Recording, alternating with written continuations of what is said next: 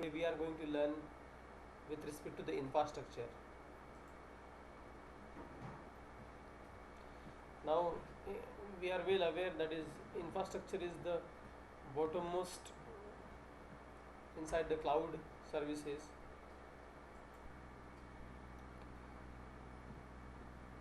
Until we have infrastructure we cannot do anything.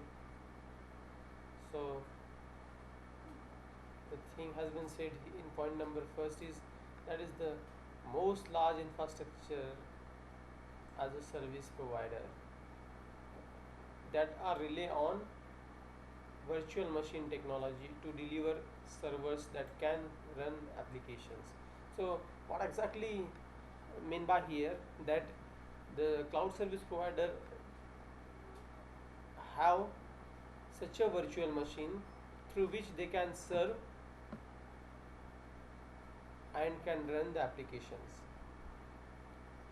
Now this virtual servers which we are saying, it describes in terms of machine image or instance have characteristics that often can be described in terms of delivering certain number of microprocessors.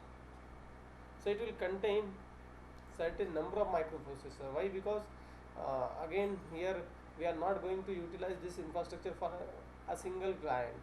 There will be a number of customer who is going to use this infrastructure, and that's why to fulfill the request of all those customers we need to have such type of a configuration with us. That is, the processor which we are using should have certain number of microprocessors so that uh, the waiting process will not be too much.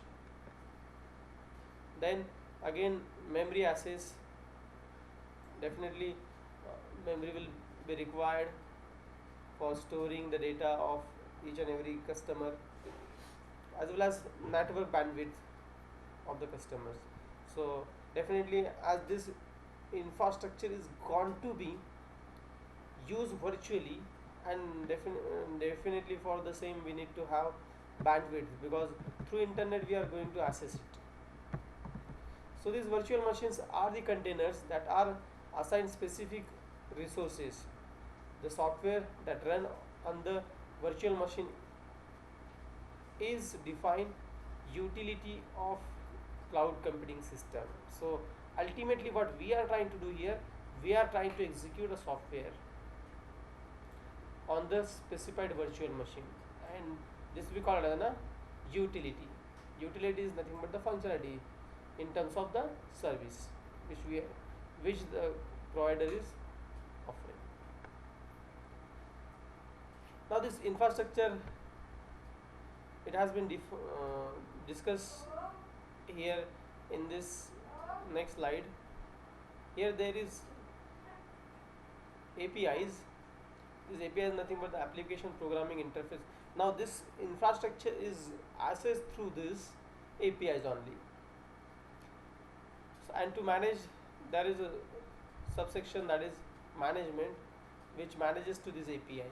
Now whole and soul things which refers to infrastructure is done through the APIs. The same thing has been said at this place.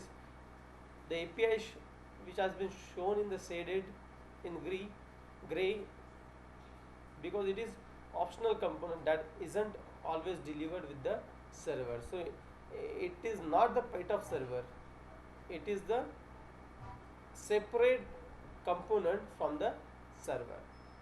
Now this VMM component, this VMM stand for virtual machine monitor. It is also called as a hypervisor, because this VMM is going to monitor each and everything. So this is the low level software. The software VMM is low level software that allows different operating systems to run in their own memory space and manages IO for virtual machines. So as we are saying that we are going to offer, or you may say the provider is going to offer us an infrastructure, so definitely the platform will be different for the different customers.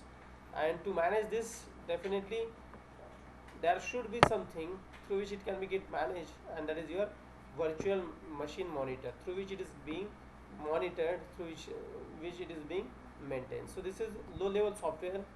What exactly it does? It does an operating system to run their own memory space, because to each and every operating system there will be a separate memory space, and in that memory space only the computation will take place in the infrastructure. So this is all about the infrastructure in cloud. Thank you very much for watching this video.